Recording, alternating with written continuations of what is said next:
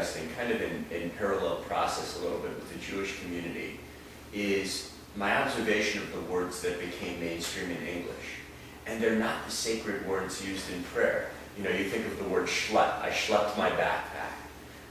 You think of the word schmutz. You know, there's schmutz all over my house. And we have many kinds of, we have, pandits is a Sanskrit word, which is a very trained person who performs certain procedures. But now there's Wall Street pundits, there's pundits on, foreign policy. So sometimes when a word is introduced into the English language, it is given a different meaning. It is re-Christianed into another kind of meaning.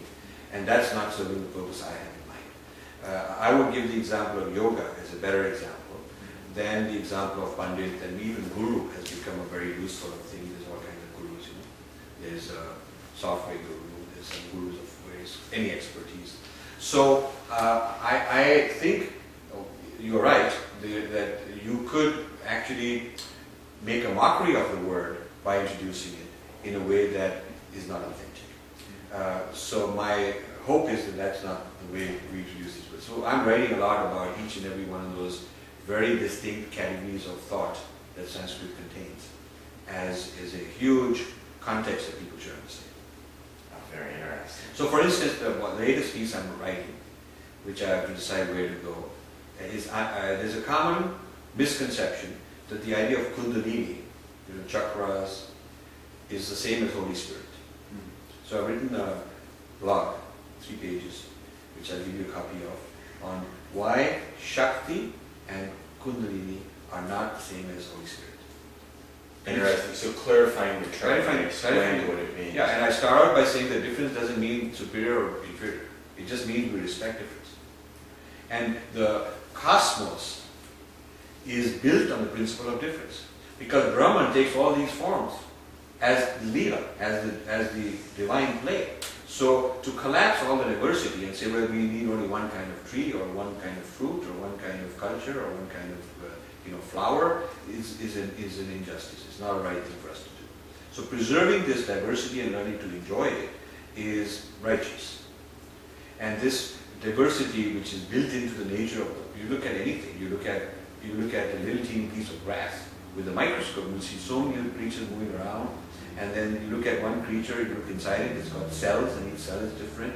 I mean, this diversity has got, you can keep tunneling into the diversity with greater and greater resolution.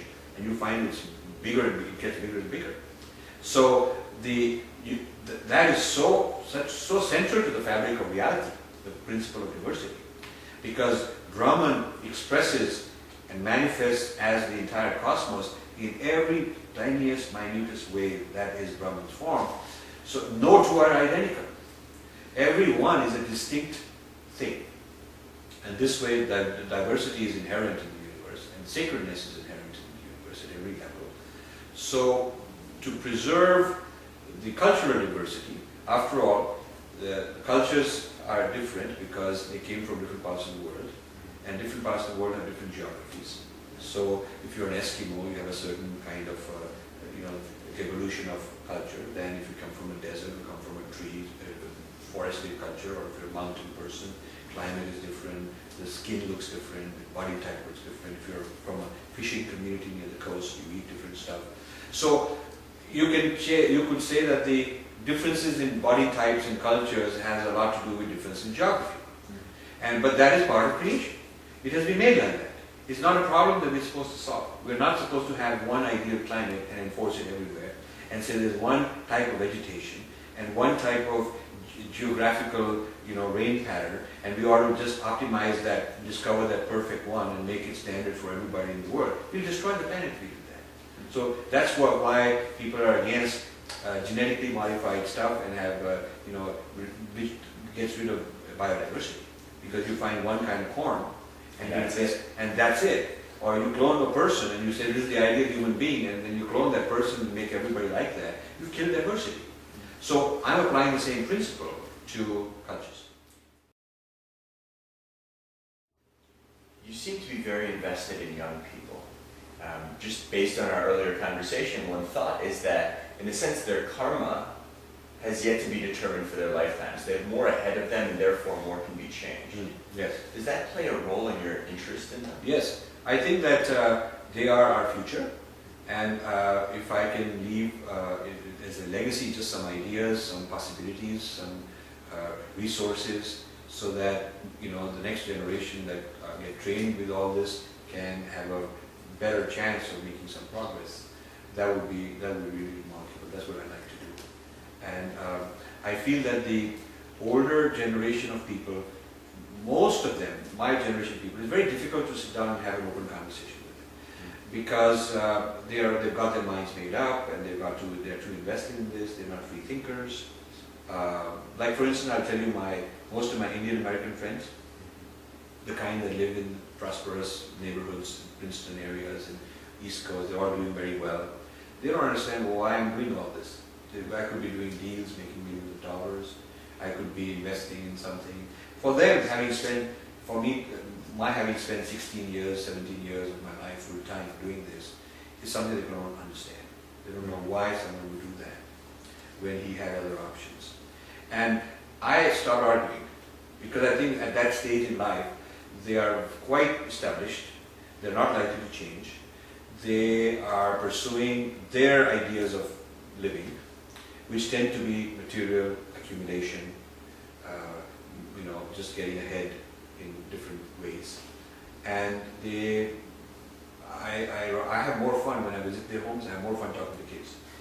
And I sit down and ask the young people around, what they're doing and so on. And I have more excitement dealing with them. Is the Dharma of a child different than the Dharma of an adult? Or are they just trying to self-actualize and realize the Dharma of the adult? Yeah, I think the Dharma is the person's Dharma is evolving during their life, and it evolves in a direction based on their choices. And so, unfortunately, sometimes parents push the child too much into a certain direction, like as if my Dharma has to become your Dharma, that kind of an ego thing. I try not to do that with my kids. I try to very explicitly, over and over again, let them make their choices, choose their careers, do whatever is their calling, experiment openly, feel safe in trying things, change their mind. And so I never try to take my unfulfilled wishes and dump them on the kids and say, okay, now you got to carry out. And a lot of Indian parents are pressuring their kids to go into medicine or go into law or go into industry or Wall Street or technology, because there's some careers where you can do better, make more money. So they're applying their criteria of happiness and success onto the kids. And maybe the kid wants to become a musician, or maybe the kid wants to become an artist or become a great chef or whatever. And they're not allowing, or certainly not encouraging them to express that for themselves. So the children inherit the Dharma of their parents, rather than letting their own manifest itself. Yes, the children have their own Dharma, but it gets overruled by the parents imposing too much.